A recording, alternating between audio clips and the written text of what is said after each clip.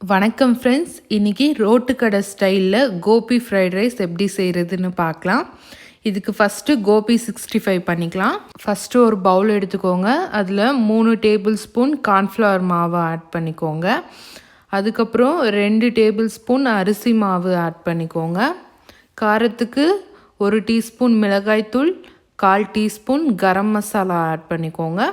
அப்புறம் தேவையான அளவு உப்பு ஆட் பண்ணிவிட்டு 1 டீஸ்பூன் இஞ்சி பூண்டு பேஸ்ட் ஆட் பண்ணிவிட்டு ஃபஸ்ட்டு நல்லா மிக்ஸ் பண்ணிக்கோங்க. அதுக்கப்புறமா கொஞ்சம் கொஞ்சமாக தண்ணி விட்டு அந்த மாவை நல்லா பிசைஞ்சிக்கோங்க. ரொம்ப தண்ணி விட வேண்டாம். நல்லா திக்காக மிக்ஸ் பண்ணிவிட்டு காலிஃப்ளவரை நல்லா கழுவிட்டு ஆட் பண்ணிக்கோங்க. இப்போது இந்த மசாலாவோட நல்லா மிக்ஸ் பண்ணிவிட்டு 10 நிமிஷம் ஊற வச்சுக்கோங்க. அதுக்கப்புறமா எண்ணெயில் போட்டு பொரித்து எடுத்துக்கோங்க. அடுத்து பார்த்திங்கன்னா ஃப்ரைட் ரைஸ் செய்கிறதுக்கு 1 கப் பச்சரிசி நான் வேக வச்சு வச்சுருக்கேன். நல்லா உதிரியாக. நீங்கள் பாஸ்மதி ரைஸ் கூட எடுத்துக்கலாம். அப்புறமா ரெடி பண்ணி வச்சுருக்க கோபி 65, அதுக்கப்புறம் ஒரு சின்ன வெங்காயத்தை கட் பண்ணி வச்சுருக்கேன். சின்ன சைஸ் வெங்காயம், 4 பீன்ஸை பொடிசாக கட் பண்ணி வச்சுருக்கேன். கொஞ்சமாக கேரட்டு, அப்புறமா கொஞ்சமாக கேபேஜ் எடுத்து வச்சுருக்கேன். கொஞ்சமாக கேப்சிகம், உங்களுக்கு விருப்பத்துக்கு தகுந்த மாதிரி வெஜிடபிள்ஸ் எடுத்துக்கலாம்.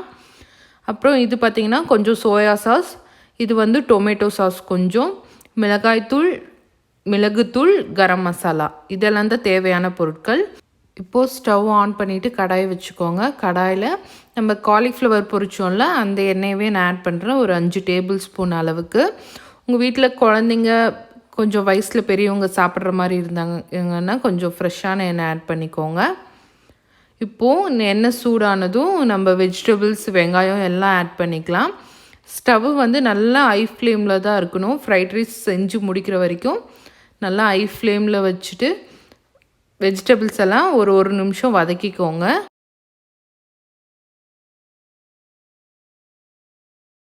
வதக்கினதுக்கப்புறமா 1 டீஸ்பூன் மிளகாய்த்தூள், 1/4 டீஸ்பூன் மிளகுத்தூள் ஆட் பண்ணிக்கோங்க. 1/4 டீஸ்பூன் கரம் மசாலா ஆட் பண்ணிக்கோங்க. அப்புறமா 2 டீஸ்பூன் சோயா சாஸ் ஆட் பண்ணிக்கோங்க. டொமேட்டோ சாஸ் 1 டீஸ்பூன் ஆட் பண்ணிக்கோங்க.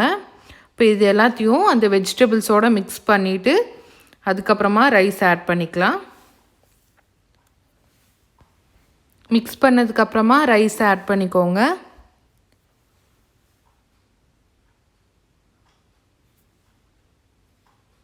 இப்போது ஃப்ரைட் ரைஸ்க்கு தேவையான அளவு உப்பு ஆட் பண்ணிக்கோங்க.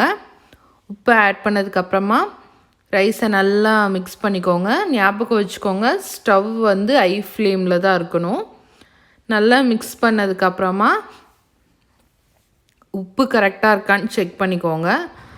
அதுக்கப்புறம் செஞ்சு வச்சுருக்கு கோபி 65 ஆட் பண்ணிவிட்டு நல்லா மிக்ஸ் பண்ணி விட்டிங்கன்னா சூப்பரான கோபி ஃப்ரைட் ரைஸ் ரெடி ஆகிடும். இந்த ரெசிப்பியை கண்டிப்பாக உங்கள் வீட்டில் ட்ரை பண்ணி பாருங்கள். எல்லாருக்கும் ரொம்ப ரொம்ப பிடிக்கும். என்னோடய ரெசிபிஸ் உங்களுக்கு பிடிச்சிருந்தா என்னோடய சேனலுக்கு சப்ஸ்கிரைப் பண்ணுங்கள். பக்கத்தில் இருக்க பெல் பட்டனையும் கிளிக் பண்ணுங்கள்.